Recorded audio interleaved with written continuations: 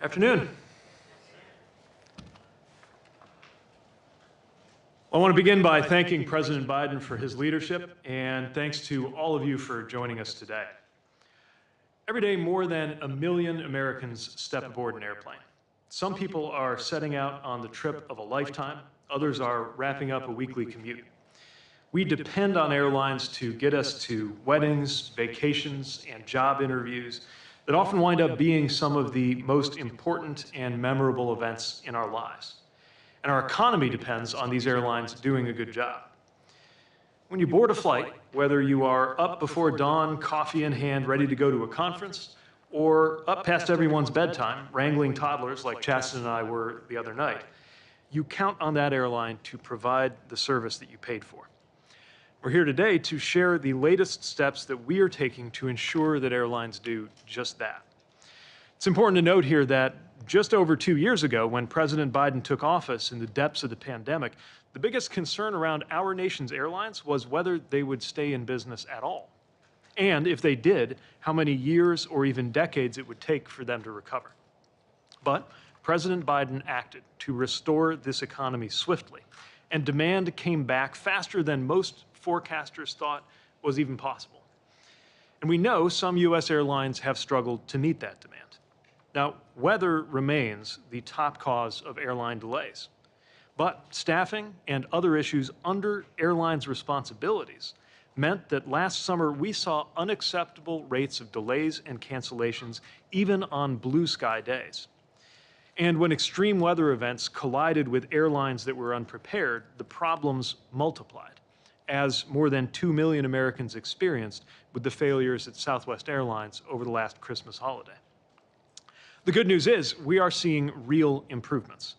Each month so far this year, preliminary data show cancellation rates under 2%, even during that busy spring break season. But summer travel is going to put enormous pressure on the system, and we need to continue our work. We are always prepared to work collaboratively with airlines when there are steps that we can take as a department that would help. In New York, we've taken steps that would allow airlines to use larger planes with more seats at lower frequencies, which means that they can move more passengers overall, but with less congestion. In Florida, where the closure of airspace to accommodate commercial space launches now actually happens often enough to noticeably affect airline schedules, we are engaging the space sector to keep more launch windows clear of peak flight periods. And across the country, we're hiring more air traffic controllers to keep up with growing demand. In fact, the latest application window is closing today, so I'm encouraging anyone who's interested to consider applying. And FAA recently used new technology to clear over 100 new, more efficient flight routes that will save time and money. The FAA and Department of Transportation are doing our part, but airlines need to accept their fundamental responsibility to better serve passengers. When they don't, we are here to enforce passenger rights and hold airlines accountable. In just over 2 years, this administration has delivered some of the most significant gains in airline passenger protections in decades. We have stepped up enforcement, rules, and transparency. We've empowered passengers with better information. We've helped get $1 billion in refunds and counting back to passengers. And we have secured enforceable commitments around customer service that didn't exist just a year ago. And another major step is coming, as you'll hear in just a moment from the President. All of this is possible because President Biden is leading an administration relentlessly focused on making everyday life better for Americans. Just as the Biden-Harris administration is delivering historic investments to improve physical infrastructure, everywhere from airport terminals to crosswalks, we're also acting to ensure Americans have a better experience with our transportation systems, wherever they go and however they get there. It is an honor to serve in an administration that always puts consumers and workers first. And now it is my great honor to introduce the President of the United States, President Joe Biden.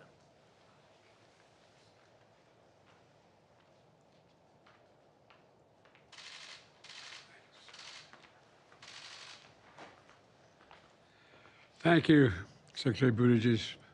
Thank you all for being here. Please sit down. As we approach Memorial Day this weekend, and Memorial Day weekend, I'm rushing it, and a busy summer travel season, I'm here to talk about steps my administration is taking to make air travel better for all Americans. The airline industry is a key part of our economy, and they've been critical partners in a number of important initiatives, from requiring employees to get COVID vaccines and addressing the supply chain problems over the last couple of years.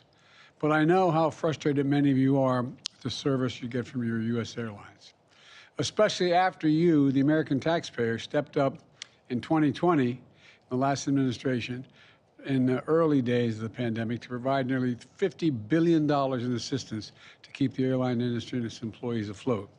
I get it. That's why our top priority has been to get American air travelers a better deal. We've made real progress, some of which you've just heard. Historically, when delays and cancellations are the airline's fault, the law has only required airlines to refund customers the price of their flight ticket, but not the cost of meals or hotels or transportation when you get left in limbo. In fact, a year ago, almost no major airline guaranteed any compensation beyond the price of the ticket if they caused the delay was their fault. No reimbursement for a hotel after a canceled flight or a meal after a delayed flight. But then we challenged them to do better. In fact, they did. Airlines started to change their policies when they're at fault for canceling or delaying a flight. Now, 9 major airlines cover hotels, 10 cover meals, 10 rebook for free. And that's a real savings for middle-class and working-class families. For example, to rebook fees could run as high as $200 per ticket. Now, you don't have to pay anything to rebook for most airlines. And that $200 is back in your pocket, even more if you're traveling with your family. But that's not all. At my State of the Union address, I pointed out airlines charging up to $50 a ticket just so you can sit next to your child. As I said, baggage fees are bad enough without you knowing the cost. Airlines can't just treat a child like a piece of baggage. Well, guess what happened? Major airlines changed their ways. American Airlines, Alaskan Airlines, Frontier Airlines, they agreed to address family seating so parents can sit with their children without paying an additional charge. United Airlines also took important steps toward guaranteeing free family seating beyond, in other words, no cost beyond the cost of the original cost of the ticket. For families, that's money back in your pocket. And that's good. That's a piece that gives you peace of mind. That's progress. But there's more. Last fall, the Department of Transportation proposed a rule that will be finalized this year. If finalized as proposed, it would require airlines to show you the full ticket price up front before you purchase it, including fees for baggage, for internet, for changing your seat.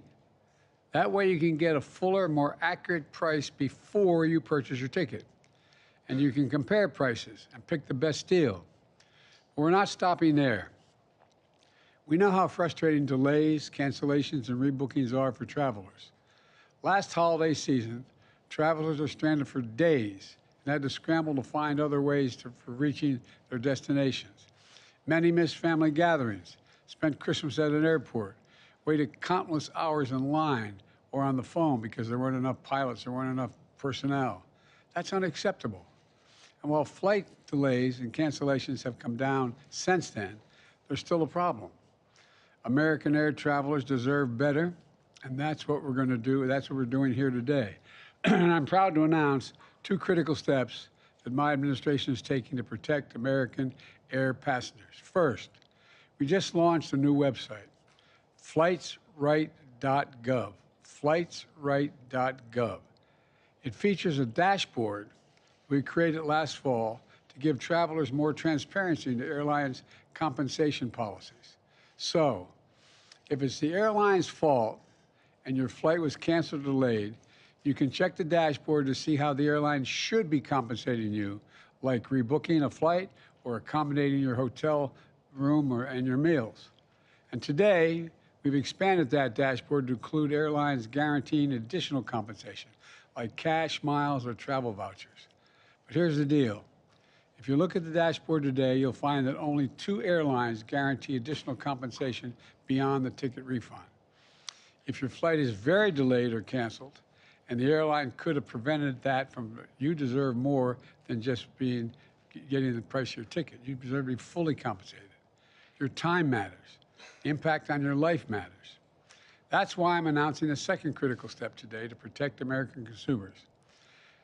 Later this year, my administration will propose a historic new rule that will make it mandatory, not voluntary, but mandatory, for all U.S. airlines to compensate you with meals, hotels, taxis, ride shares, and rebooking fees, and cash, miles, and/or travel vouchers whenever they're the ones to blame for the cancellation or delay. And that's all on top of refunding the cost of your ticket. Airline passengers in Canada, for example, the European Union, and other places already get these compensations. And guess what? It works. One study found that the European Union required airlines to compensate passengers for flight delays. The number of flight delays went down.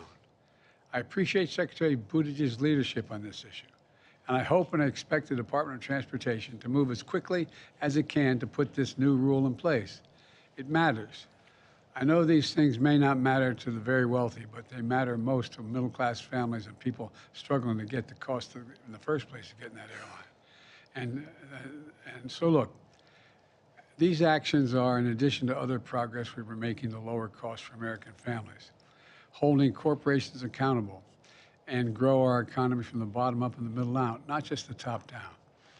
I signed a groundbreaking executive order on competition that is helping us do everything from lowering the cost of hearing aids to banning non-compete clauses. And in my State of the Union address, you may recall, I call for an end to junk fees. That is, those hidden surcharges that you'd see at hotels, concerts, and credit card bills that you didn't know about before you got the ticket. I continue to call on Congress to pass the Junk-Free Prevention Act, because that's what American consumers deserve. I'm going to close with this. We're making progress, but we have more to do to reverse decades of concentrated corporate power and the continuing to lower prices and increasing opportunities for families, workers, and small business owners and entrepreneurs. So let's finish the job. Remember who we are. As I've said many times, we're the United States of America. There's nothing beyond our capacity when we do it together. This is just about being fair. Just about being fair. God bless you all. May God protect our troops. Thank you. Do you expect to make any progress on the debt ceiling tomorrow? Would you cut the Asian trip short for the debt ceiling negotiations, sir?